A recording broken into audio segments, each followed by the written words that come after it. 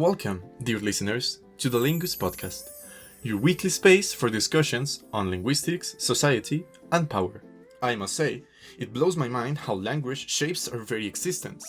I am Mary, and today we're unraveling a different aspect of language. What happens when language breaks down?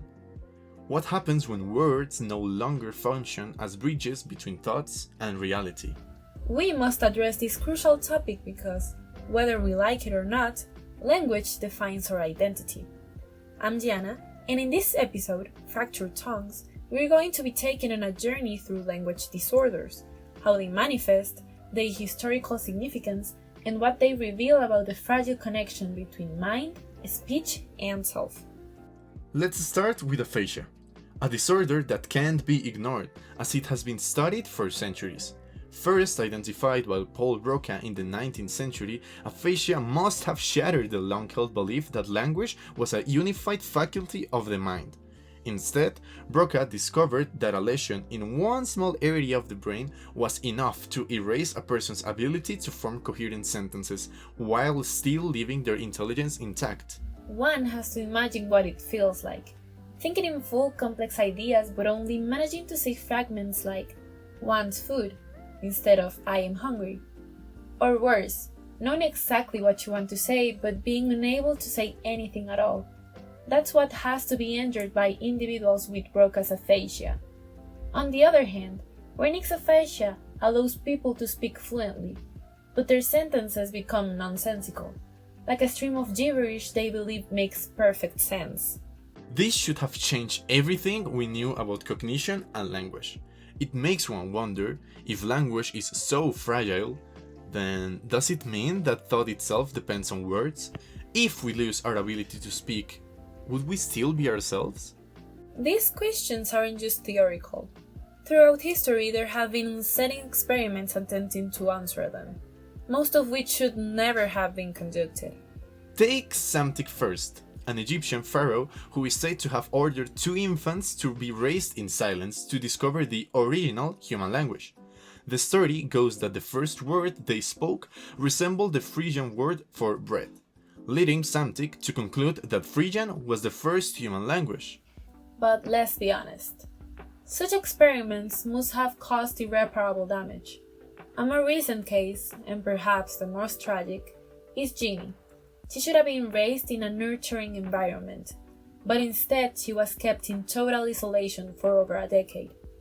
When she was finally discovered, scientists wished she could have fully acquired language. But despite learning words, she was unable to develop grammatical structures. This tells us something unsettling. Language has to be learned within a critical period. If we miss that window, then sadly it can be completely recovered. But what about when language exists but in fractured, chaotic forms?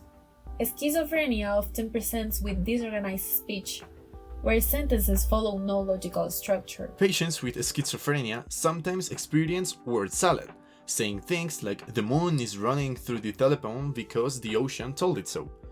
While their speech may be dismissed as nonsense, to them it holds deep meaning. This has to make us question what meaning truly is. If language has been broken apart, does that mean reality is as well?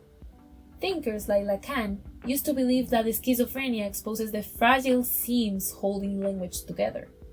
If our thoughts are shaped by words, then what happens when those words fail us?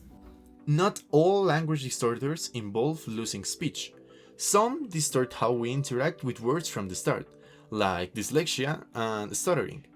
People tend to think that dyslexia is just letter flipping, but actually it affects deeper cognitive processes. And what about the stuttering? It's not just a speech disorder, it's a social disorder.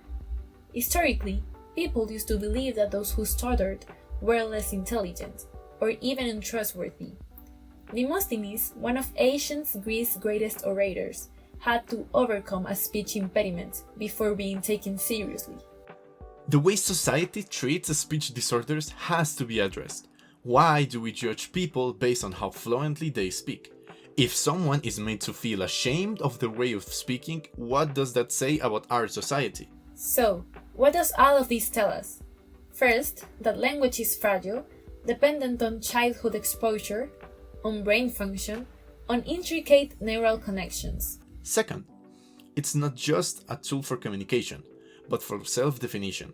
When language fails, whether through aphasia, schizophrenia, or childhood isolation, it's not just words that disappear, a whole part of identity is lost as well.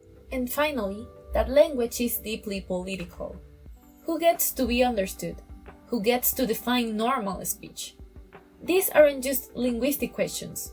They're questions of power and control. So, dear listeners, as you go about your week, keep in mind that language not only shapes what we say, but also it shapes who we are.